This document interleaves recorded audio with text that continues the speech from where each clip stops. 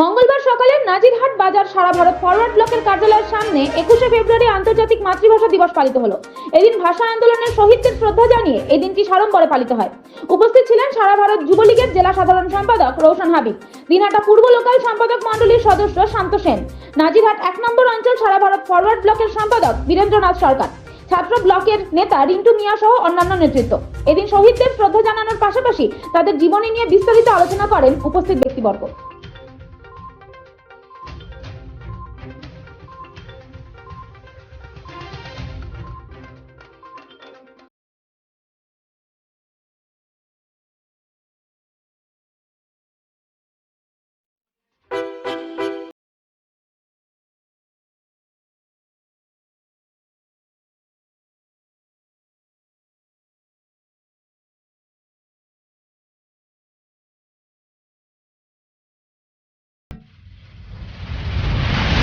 Fitness, SN road, Goalapatti, Cooch Behar.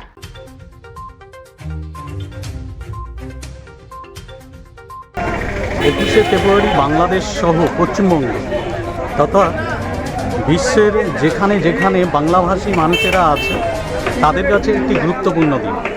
এই দিনটি একদিকে যেমন শহীদ দিবস, তেমনি পরবর্তীকালে আন্তর্জাতিক মাতৃভাষা দিবস হিসাবেও পালন করে আসা হচ্ছে। এই দিন অর্থাৎ 1952 খ্রিস্টাব্দে 21শে ফেব্রুয়ারি বাংলাদেশের বাংলাভাষী জনগণ বাংলা ভাষাকে মাতৃভাষা হিসাবে স্বীকৃতি দেওয়ার জন্য পূর্ব পাকিস্তানে অর্থাৎ তৎকালীন সময়ে বাংলাদেশ ছিল পূর্ব পাকিস্তানের বিরুদ্ধে তারা আন্দোলন করে। এই আন্দোলন করতে গিয়ে পুলিশ ঢাকা বিশ্ববিদ্যালয়ের ছাত্রদের উপর বর্বরোচিত গুলি বর্ষণ করে।